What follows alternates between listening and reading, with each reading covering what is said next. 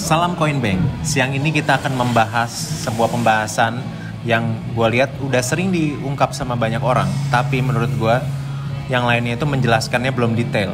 Hari ini ada satu paham atau satu konsep yang dinamakan hukum Pareto. Hukum Pareto ini pernah di-research di daerah Italia.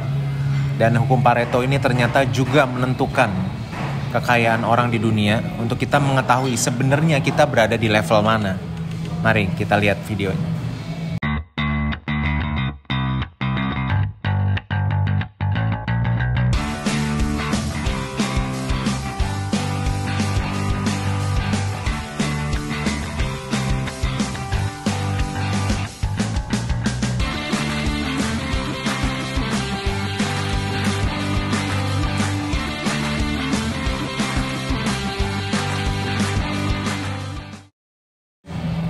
Jadi, hukum Pareto itu pernah dilakukan research di Italia tentang perkebunan anggur mereka.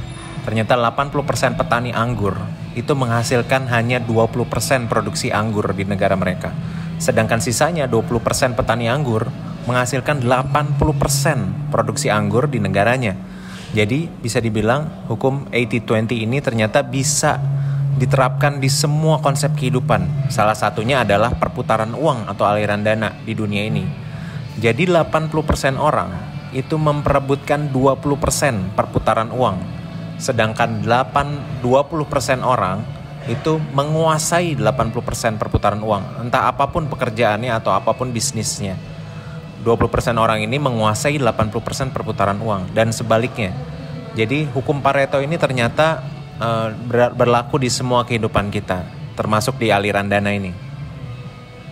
Penelitian yang dilakukan oleh Credit Suisse pada tahun 2016, mereka mengatakan bahwa uang yang berputar di seluruh dunia itu besarannya adalah 256 triliun US dollar. Jadi kalau 7,5 miliar orang benar-benar dibagi rata sama cabang bayi ya, sama bayi, balita, semua dibagi rata. Satu orang itu akan megang 34.133 US dollar dari 256 triliun US dollar ini. Kalau dirupiahkan itu kira-kira 512 juta rupiah. Jadi kalau semua orang dibagi rata duit yang berputar di dunia ini itu ada 512 juta rupiah per orang, termasuk balita dan bayi. Nah pertanyaannya, di rekening Anda ada nggak 512 juta rupiah? Kalau misalnya nggak ada 512 juta rupiah di rekening Anda, berarti Anda akan masuk ke kalangan yang menengah ke bawah. Sedangkan kalau di dalam rekening Anda itu ada di atas 512 juta rupiah, maka Anda akan masuk ke kalangan yang menengah ke atas. Tapi ini akan saya lebih rinciannya. Jadi kita akan bahas lebih detail nih. Anggap adalah 80-20 kelompok orangnya kita udah tahu. Nah 80 ini kita bagi lagi jadi 20-80 lagi, 80-20. Jadi 80% dikali 80% akan ada kelompok 64%.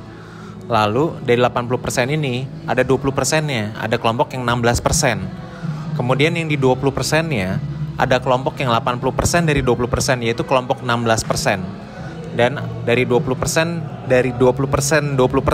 itu ada kelompok yang 4%. Jadi ada 3 kelompok di dunia ini, yaitu kelompok 64%, kelompok 32%, dan kelompok 4%. Maka akan dibagi 3. Nah sekarang pembagiannya kita bagi menurut data yang dikasih sama Credit Suisse ini.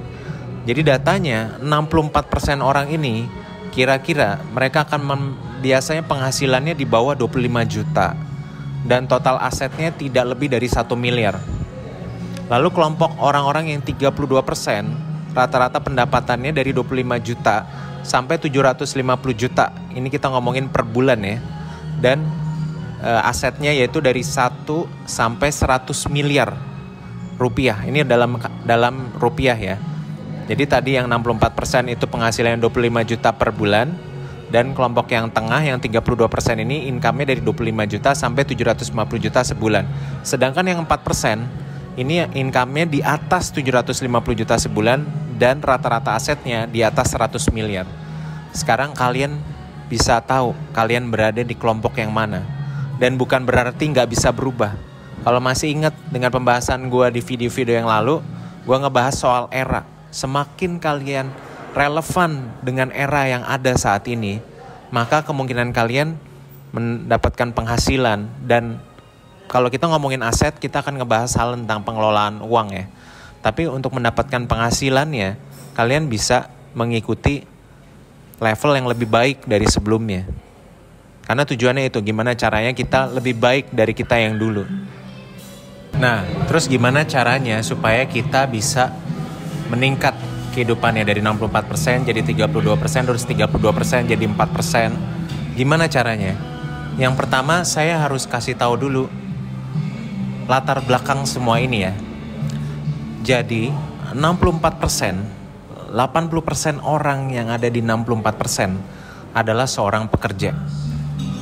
80% orang itu ada di dalam kuadran employee lah, pekerja ya. Jadi apakah Anda bekerja di perusahaan, contoh saya sebut merek ya, Unilever, atau misalnya Anda bekerja di kantor gudang garam, atau di bank, Anda bekerja di BCA, kemudian atau mungkin Anda pramugari atau pramugara di sebuah airlines kayak misalnya Citylink atau Lion Air gitu ya, maka Anda akan kemungkinan besar 80% kemungkinan Anda berada di kelompok 64%. Nah, supaya bisa naik ke 32% gimana? Kalian harus mulai belajar berbisnis. Ini kita ngomongin cara halal ya. Anda harus mulai belajar berbisnis. Anda harus mulai belajar gimana caranya supaya bisnisnya sukses, tidak bangkrut. Anda mulai belajar banyak hal untuk bisa masuk ke 32%. Nah, pertanyaannya adalah, apakah pasti bisa naik ke 32%? Jawabannya tidak, karena bisnis Anda bisa bangkrut. Ada resiko. Nah, 80% kemungkinan, tapi untuk naik ke 32% ya harus bisnis. Karena 80% orang yang ada di 64% adalah pekerja. Maka untuk naik, Anda harus mulai bisnis. Nah pertanyaannya, sekarang orang-orang 4%, mereka mau miskin nggak? Apakah mereka mau miskin? Apakah mereka mau keluarga mereka atau anak-anak mereka, cucu-cucu mereka miskin? Nggak bakal mau guys. Mereka nggak bakal mau miskin. Lalu gimana caranya supaya mereka tetap kaya? Nah ini gue kasih satu rahasia dunianya ya.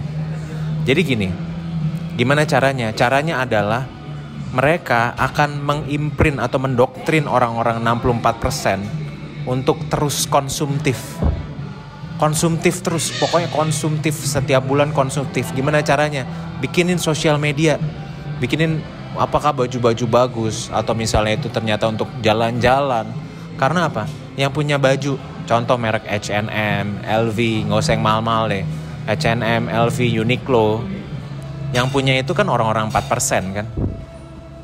Yang brand-brand besar itu adalah orang-orang 4%. Nah, lalu orang-orang 64% ini pada saat dapat gaji, pikirannya langsung apa?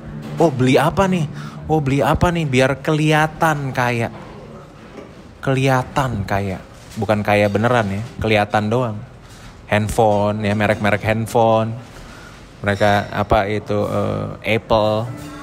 Apa sih namanya Apple? iPhone ya, iPhone gitu. Mau ganti nih iPhone baru, setiap 6 bulan iPhone nih ganti.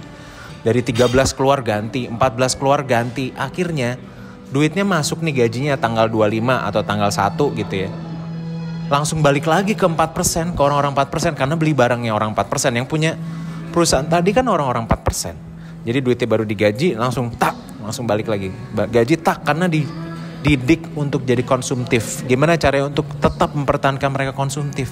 Bikinin aja sosial media. Bikinin lah TikTok, bikinin Instagram. Supaya apa? Supaya konsumtif terus. Jadi orang-orang yang miskin tetap miskin. Yang kaya tambah kaya. Bukannya gue bilang gak boleh ya konsumtif. Konsumtif pastilah adalah kebutuhan. Ada yang gak kebutuhan, ada yang kebutuhan.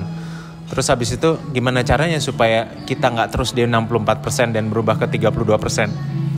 Cara-caranya itu akan gue bahas di video berikutnya. Tapi intinya adalah, ini adalah salah satu cara untuk bikin orang miskin tambah miskin adalah terus konsumtif. Bukan berarti kita gak boleh beli apa-apa. Cara-caranya itu akan gue bahas di video berikutnya. Salah satunya Salah satunya adalah hidup frugal. Apa itu frugal? Frugal itu adalah membeli yang menjadi kebutuhan, bukan membeli terus keinginan. Beli sesuatu yang butuh sesuai fungsionalitas, bukan sebuah keinginan. Kalaupun cemilan-cemilan gitu, beli cemilan yang sesuai dengan harganya. Kalaupun baju juga beli baju yang sesuai dengan kekuatannya dan dibikin budgeting. Nanti ini akan gue bahas di video berikutnya. Cuma intinya ini adalah pola yang ada di dunia ini. Orang-orang 64% digaji sama orang 4%. Lalu duitnya itu akan balik lagi ke 4% pada saat mereka dapat gaji langsung konsumtif tak. Jadi duitnya tuh di rekening tuh cuman kayak bentar gitu lewat tek gitu tek. Ya itu aja dari saya untuk video saat ini. Ini udah gue bocorin sedikit rahasia dunia dan gue akan membahas rahasia dunia lagi kalau kalian like dan share. Semoga video ini bisa bermanfaat buat banyak orang. Komentar kalau pengen VT-VT yang berikutnya. Dan gue Mr. Finance, salam Coinbank. Sampai ketemu di video-video berikutnya.